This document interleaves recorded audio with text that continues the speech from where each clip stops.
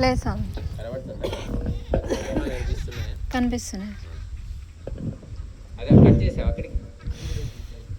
మధ్యలో కొంచెం కట్ అయింది స్వామి, ఒక 7 minutes చేయి తగిలింది, ఆగిపోయింది స్వామి. ఓకే.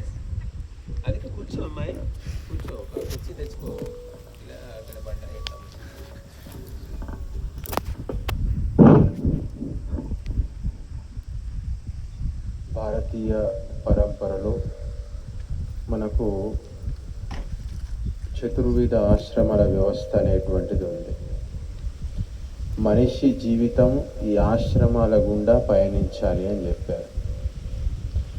25 సంవత్సరాల వరకు బ్రహ్మచారిగా ఉండడం, అంటే గురువుకు సేవ చేయడం, గురువు దగ్గర విద్యాభ్యాసం పొందడం, తపస్సును ఆచరించడం, జ్ఞానాన్ని పొందడం, దీన్ని బ్రహ్మచర్య ఆశ్రమం అంటారు.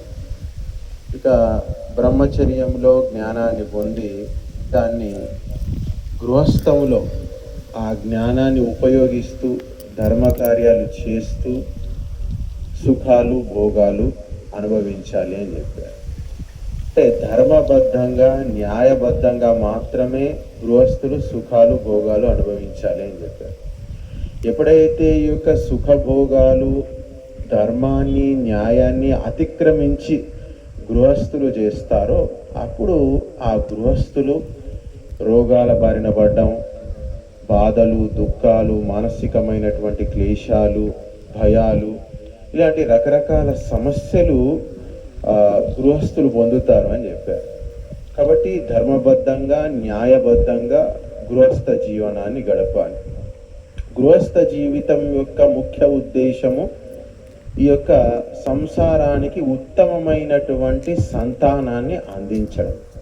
ఎప్పుడైతే తల్లిదండ్రులు ధార్మికుడు ఉత్తముడైనటువంటి సంతానాన్ని ఈ ప్రపంచానికి అందిస్తారో అప్పుడే ఆ గృహస్థులు జీవితంలో పాస్ అయినట్టు లెక్క అని చెప్పారు.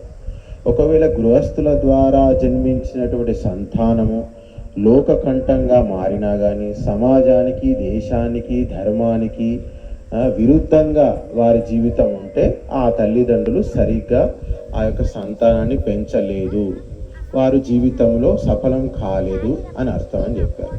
కాబట్టి గృహస్థములో తండ్రి ధార్మికుడు కావాలంట, ధర్మాత్ముడై ఉండాలి అని చెప్పారు. తల్లి పతివ్రత అయి ఉండాలి. ఆ యొక్క శిశువు యొక్క గురువు యోగి అయి ఉండాలని చెప్పారు. అట్లా ఏ శిశువు యొక్క గురువు యోగి అవుతాడో, ఏ శిశువు యొక్క తల్లి పతివ్రతురాలు అవుతుందో, తండ్రి ధార్మికుడు అవుతాడో ఆ సంతానం రాముడు అవుతాడని చెప్పారు. అప్పుడే ప్రతి సంతానం కూడా రామునిలాగా కృష్ణునిలాగా పుడతారు అని చెప్పారు. కాబట్టి గృహస్థులు నిరంతరము సుఖభోగాలు ధర్మబద్ధంగా ఆచరించిన తర్వాతనే భోగాలు అనుభవించాలని చెప్పారు. అందుకే గృహస్థులు యజ్ఞము చేసి తినండి, లేకపోతే ధార్మికుడు, ధర్మాత్ముడు, యోగి, తపస్వి, త్యాగి, ముని ఇలాంటి వ్యక్తులను ఇంటికి పిలిచి వారికి భోజనం పెట్టిన తర్వాత భోజనం చేయండి అని చెప్పారు. ఏ గృహస్థుని ఇంట్లో ఈ విధంగా 2 పుణ్యకర్మలు చేసి భోజనాన్ని స్వీకరిస్తారో ఆ గృహస్థులు సర్వ పాపాల నుంచి విముక్తి పొందుతారు అని చెప్పారు.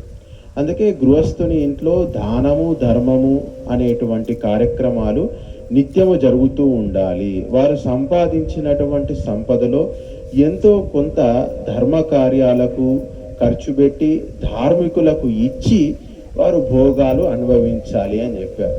కాబట్టి ఎవరైతే ఆశ్రమాలకు సేవ చేస్తారో, ధార్మిక కార్యక్రమాలకు పాటుపడతారో అలాంటి గృహస్థుల ఇంట్లో మంచి సంతానం పుడుతుంది, సంస్కారవంతమైనటువంటి సంతానము ఆ యొక్క దంపతులకు కలుగుతుంది అని చెప్పారు.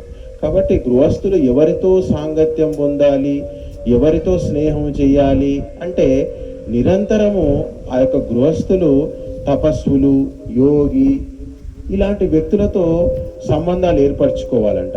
నిరంతరము ధార్మికులైనటువంటి వ్యక్తులను ఇంటికి పిలవడము, లేకపోతే భార్యాభర్తలు ఇరువురు కలిసి అలాంటి ధర్మాత్ముల దగ్గరికి వెళ్ళి మంచి ఉపదేశాలు వినడము, నిరంతరం వారితో సాంగత్యము కలిగి ఉండడం వల్ల గృహస్థులు సుఖభోగాల వైపు ఆకర్షితులు కాకుండా ధర్మాన్ని తప్పకుండా ఆ యొక్క గృహస్థ ధర్మాన్ని నిర్వర్తించవచ్చు అని చెప్పారు. కాబట్టి గృహస్థులు నిరంతరము భోగాలలో రమిస్తూ ఉంటారు.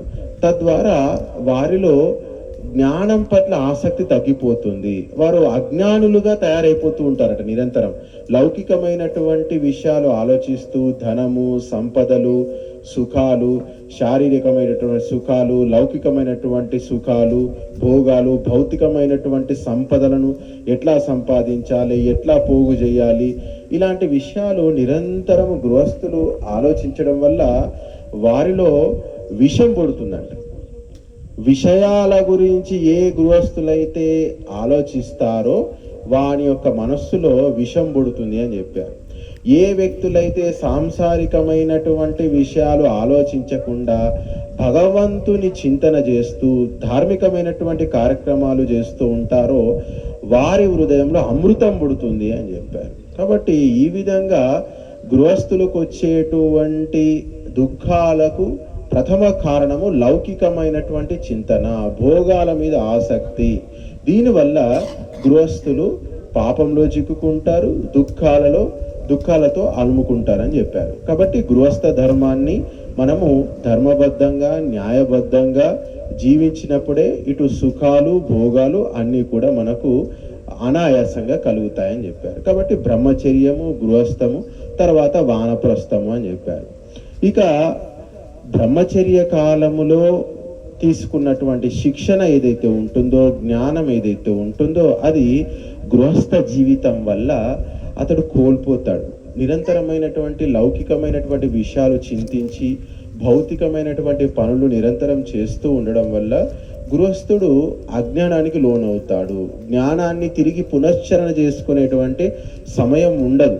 అప్పుడప్పుడు సన్యాసులు, యోగులు, తపస్సులు గృహస్థుని ఇంటికి వచ్చినప్పుడు ఆ యొక్క ధర్మాన్ని బోధించినప్పుడు తిరిగి ఆ యొక్క జ్ఞానాన్ని పొందుతూ ఉంటారంట. ఆ సమయం ఎంత ఎక్కువగా ఉంటే అంత ఎక్కువగా వారి యొక్క జ్ఞాన చింతన అనేటువంటిది ఉంటుంది.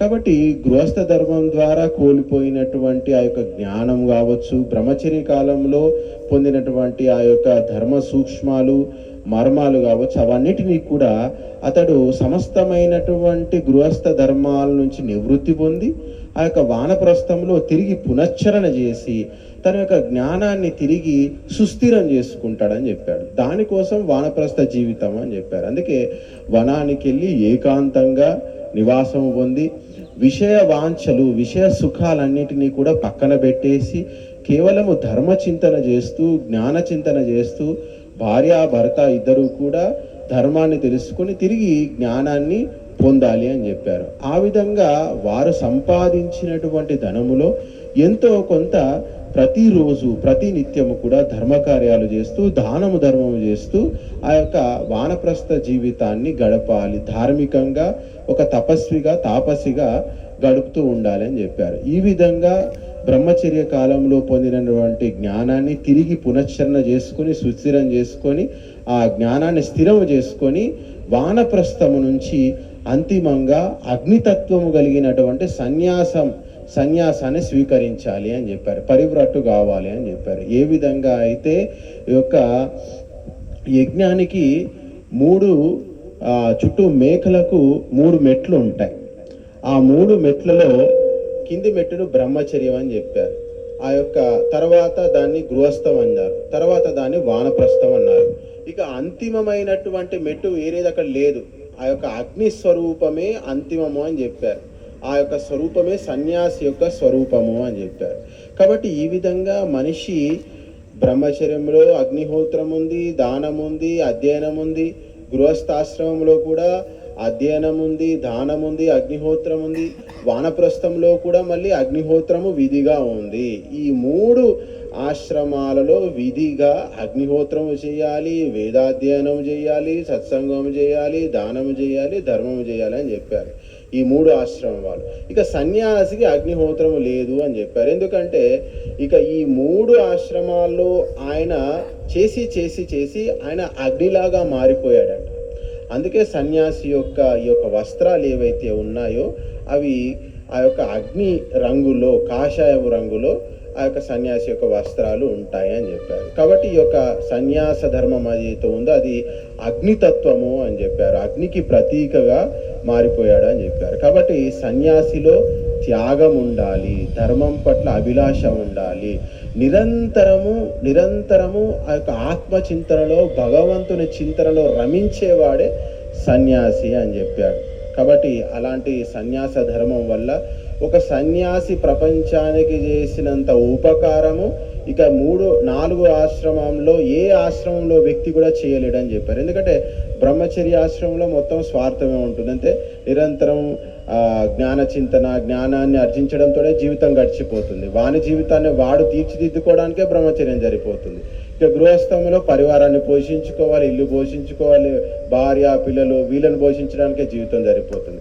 వానప్రస్థంలో తిరిగి జ్ఞానాన్ని పొందాలి, సాధన చేసుకోవాలి, తన ఆత్మోన్నతికే సరిపోతుంది. కాబట్టి ఇక ఒక సన్యాస జీవితం ఒక్కటి మాత్రమే సమాజానికి, దేశానికి, ధర్మానికి ఉన్నతి కోసం ఉపయోగపడుతుంది అని చెప్పారు. అందువలనే సన్యాస ధర్మం ప్రతి ఒక్కరూ స్వీకరించాలి, జ్ఞానాన్ని సంపాదించి ప్రతి వ్యక్తి కూడా సన్యాసిగా మారే ప్రయత్నం చేయాలి అని చెప్పాడు.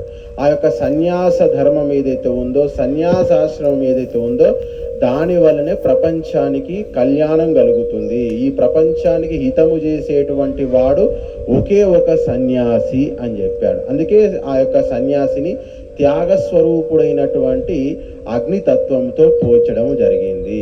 కాబట్టి సన్యాస ధర్మం ఏదైతే ఉందో అది గృహస్థాశ్రమాన్ని జ్యేష్ఠాశ్రమం అని చెప్పారు.